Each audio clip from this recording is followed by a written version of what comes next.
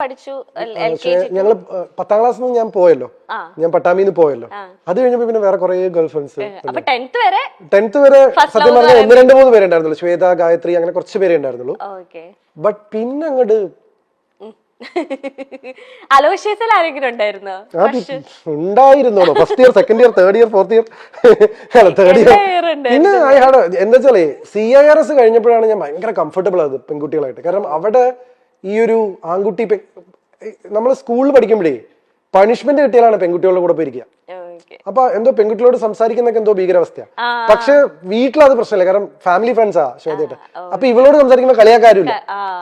പിന്നെ പിന്നെ കുറെ കഴിയുമ്പോൾ ആൾക്കാർ കളിയാക്കി തുടങ്ങി. കാരണം എന്നെ ഇവളും ഞങ്ങൾ രണ്ടുപേരും ഒരുമിച്ച് വരുന്നൊക്കെ കണ്ടിട്ട് പിന്നെ അങ്ങനെ അത് പിന്നെ ഗേൾ ഫ്രണ്ട് ഇല്ല എന്ന് പറയുന്നത് കുറച്ചിലായി തുടങ്ങി. അപ്പൊ എന്റെ അടുത്ത് ആരെങ്കിലും ആരാ ഗേൾ ഫ്രണ്ട് ചോദിക്കുമ്പോൾ ശ്വേതയാണെന്ന് പറയും.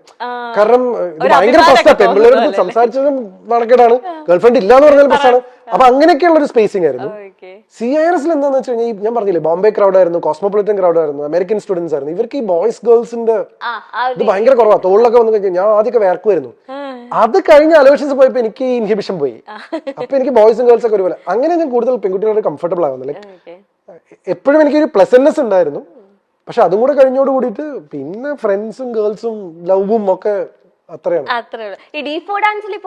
ഞാൻ കമ്മിറ്റഡ് റിലേഷൻഷിപ്പിലായിരുന്നില്ല കേട്ടോ. ലൈക്ക് അത് ഞാൻ എടുത്ത് മുമ്പും പറഞ്ഞിട്ട് ഇപ്പോഴും പറഞ്ഞിട്ട്, ലൈക്ക് അങ്ങനെ ആയിരുന്നെങ്കിൽ എന്റെ കല്യാണം എപ്പോഴും കഴിഞ്ഞാണ്. Like I was always in A confused space. ഈ കുട്ടിയാണോ, ഈ കുട്ടിയാണോ, ആ കുട്ടിയാണോ, ഈ കുട്ടിയാണോ, എന്തൊക്കെ സംഭവിക്കുന്ന ജീവിതത്തിൽ ആ ലൈനാണ്. ഇപ്പൊ ഡീപ്പ് ഡാൻസിൽ ഒരുപാട് ഇങ്ങനെ ലൈക്ക് എല്ലാരും ഏറ്റെടുത്തതിന് ഒരുപാട് ഗേൾസ് ഫാൻസ് വന്നിട്ടുണ്ടല്ലോ. അപ്പൊ അതില് ആരെങ്കിലും ഇങ്ങനെ കണ്ടിന്യൂസ്ലി ലൈക്ക് ചേട്ടന്റെ മെസ്സേജ് അയക്കേ, കോൾ ചെയ്യേ, അങ്ങനെയൊക്കെ നിന്ന ആരെങ്കിലും ഉണ്ടോ? കോളും ചെയ്തിരുന്നില്ല. എന്റെ നമ്പർ ഒന്നും മാർക്ക് കിട്ടിയാലും ഞാനിപ്പോ തന്നെ അത്രയും ഞാൻ ഹാൻഡിൽ ചെയ്യില്ലായിരുന്നു. പക്ഷെ I use to get letters എന്നോ, വീട്ടിലേക്കൊക്കെ കത്തുവരായിരുന്നു. ഞാൻ ഇൻസ്റ്റാഗ്രാം ഒരു സമയത്ത് അല്ല, ഇൻസ്റ്റാഗ്രാം അല്ല, ഫേസ്ബുക്ക് ഒരു കാലത്ത് സ്ഥിരമായിട്ട് നോക്കുമായിരുന്നു. പിന്നെ പേടിയാവാൻ തുടങ്ങി. ആൾക്കാർ ജീവിച്ചേട്ടൻ കല്യാണം വെച്ചാൽ ഞാൻ ആത്മഹത്യ എന്നൊക്കെ പറയുന്ന അന്നത്തെ കാലത്ത് അങ്ങനത്തെ കുറെ മെസ്സേജ്. പിന്നെ ചോരയിലൊക്കെ കത്തുവരായിരുന്നു. ഇപ്പോഴൊന്നുമില്ല, D4 സമയത്തൊക്കെ. അപ്പൊ അതൊക്കെ കയ്യിൽ നിന്ന് പോകുന്നു തോന്നിയപ്പോ പിന്നെ എനിക്ക് പരിചയമില്ലാത്ത ഒരാളായിട്ട് ഭയങ്കര ബുദ്ധിമുട്ടാ ടു സ്ട്രൈക്ക് എ കോർഡ്. എന്റെ ബെസ്റ്റ് ഫ്രണ്ട്സ് അല്ലെങ്കിൽ ഞാൻ സ്വാതന്ത്ര്യം എടുക്കുക, എനിക്ക് എന്നെ അറിയാം എന്ന് തോന്നുന്ന എന്റെ സുഹൃത്തുക്കളുടെ അടുത്ത്, എന്റെ സുഹൃത്തുക്കളുടെ അടുത്ത് പോലും ഞാൻ എടുക്കില്ല. എന്നെ അറിയാം എന്ന് തോന്നുന്ന ആൾക്കാരുടെ അടുത്താണ് ഞാൻ റിലാക്സ്ഡ് ആവുക. അത് വളരെ ക്ലിയർ ആണ്. എന്നുവെച്ചാൽ എന്റെ ജസ്റ്റ് ഒരു ഫ്രണ്ടിന്റെ അടുത്ത് ഞാൻ അങ്ങനെ പാറിപ്പറന്ന് നടക്കില്ല. പക്ഷെ എന്നെ അറിയാം എന്ന് പറയുന്ന ഒരു സെഗ്മെന്റ് ഓഫ് ഫ്രണ്ട്സ് ഇല്ലേ, ഈ പറയുന്ന പേളി, ദിവ്യ പിള്ളി, മിയ എന്നൊക്കെ പറഞ്ഞ അവർ, അഞ്ജു കുര്യൻ, അവരുടെ അടുത്തൊക്കെ ഞാൻ വേറെ സെൽഫാണ്. Where is GP's happiness?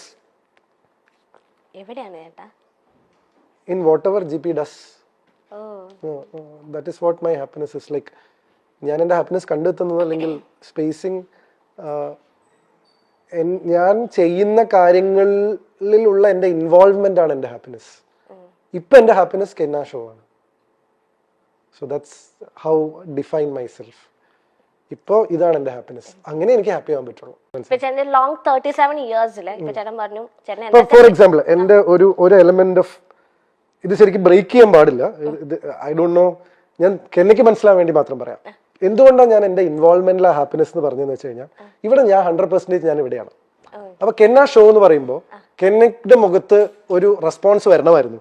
പക്ഷെ കെന്നയുടെ ചെവിയിൽ ഒരു ഇൻസ്ട്രക്ഷൻ വന്നുകൊണ്ടിരിക്കുകയായിരുന്നു ഞാനിത് പറഞ്ഞപ്പോ. മനസ്സിലായോ? ഇത് എന്റെ ഇന്റലിജൻസ് കൂടിയാണ്.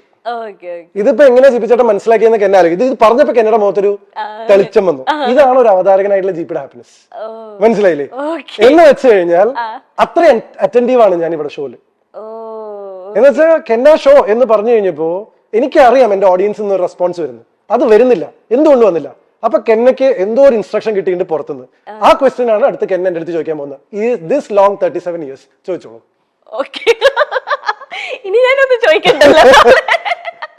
സ്റ്റേറ്റ് അവാർഡ് അവതരണത്തിൽ കിട്ടാൻ പറഞ്ഞ എളുപ്പമുള്ള കാര്യമല്ല.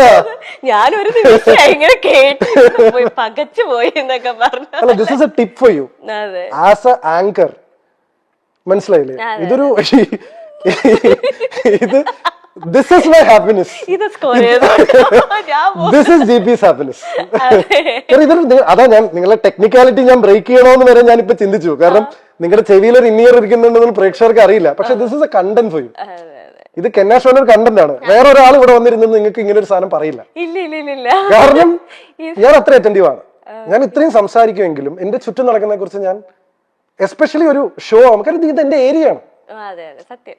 അപ്പൊ ചോദിച്ചോളൂ, ലോങ് 37 years അല്ല, ചോദിച്ചോളൂ. അത് നിങ്ങൾക്ക് അവിടുന്ന് ഷോന്റെ ഒരു ഇൻസ്ട്രക്ഷൻ വന്നല്ലേ, ഞാൻ പറയാം. ലോങ് 37 yearsൽ ഏറ്റവും ഹാപ്പിയസ്റ്റ് ആയിട്ട് തോന്നിയ ഒരു മൊമെന്റ് ഏതാണ്? ഇതാ ഇത് പറയല്ലേ, വേറെ പറ. This moment. എടാ, ഇതിലും നല്ലൊരു മൊമെന്റ് ഏതാണ്? ഒരു അവതാരകന് ഇതിലും നല്ലൊരു മൊമെന്റ് ഏതാണ് ഹാപ്പി ആവാനുള്ളത്? പിന്നെ വേറെ കാരണം അല്ല, അതാണ് കാരണം this is my job and I M good at it. Yes. Next. Which is GP's top gossip? ഏറ്റവും ടോപ്പ്. ഞാൻ പക്ഷേ ഇല്ലേ, ഇന്ന് പണ്ടത്തെ ഒരു ഇന്റർവ്യൂല് ജസ്റ്റ് കേട്ടോണ്ടിരുന്നപ്പോഴത്തേനും കമന്റ്സും ജസ്റ്റ് ഞാൻ സ്ക്രോൾ ചെയ്തതാ. അപ്പൊ അതിലൊരു എന്തോ ഒരാള്, വ്യക്തിയുടെ പേരൊന്നും എനിക്ക് ഓർമ്മയില്ല, നല്ല ഡീറ്റെയിൽ ആയിട്ട് GP ചേട്ടന്റെ പേളി ചേച്ചിയുടെ ഒക്കെ അറിയുന്ന രീതിയിൽ പേളിയും GPയും ഇഷ്ടത്തിലായിരുന്നു. പിന്നെ അവരെന്തോ പിണങ്ങി, പിന്നെ അതുകൊണ്ടാണ് അവര് കെട്ടാത്തത്. അത് ഞാൻ ഇനി അങ്ങനെ പറഞ്ഞു. അപ്പൊ ഞാൻ വെച്ചത് ഈ പേളിയും GP ചേട്ടനായിട്ട് ഞാൻ അങ്ങനെ ഗോസിപ്പുകൾ ഒന്നും കേട്ടിട്ടില്ല. അപ്പൊ ആ കമന്റിൽ എന്തോ ഗോസിപ്പ് ഉണ്ടായിരുന്നു എനിക്ക് തോന്നുന്നു. എനിക്ക് മേജർ ആയിട്ടുള്ള എനിക്കിതിൽ ഏതാ മീൻ ദിവ്യപിള്ള, ഇതിൽ ഏതാണോ ടോപ്പ് ഗോസിപ്പുകൾ ഇഷ്ടംപോലെ ഉണ്ട്. എനിക്കത് മീയ ചേച്ചി ആയിട്ടായിരിക്കും. പക്ഷെ എന്താ അറിയോ, ദിവ്യപിള്ളയുടെ ഗോസിപ്പിന്റെ സമയത്ത് സോഷ്യൽ മീഡിയ സ്ട്രോങ് ആയിരുന്നു. അപ്പൊ അത് ഭയങ്കരമായിട്ട് ആഘോഷിക്കപ്പെട്ടു. അതിനാണ് ഞാൻ ആദ്യമായിട്ട് ജീവിതത്തിൽ ഒരു എക്സ്പ്ലനേഷൻ കൊടുത്തത്. നിങ്ങൾ ആ കണ്ടത് കല്യാണമല്ല, മീനൊന്നും കാര്യത്തിൽ ഞാൻ എക്സ്പ്ലനേഷൻ കൊടുത്തു വന്നിട്ടില്ല. അപ്പൊ എനിക്ക്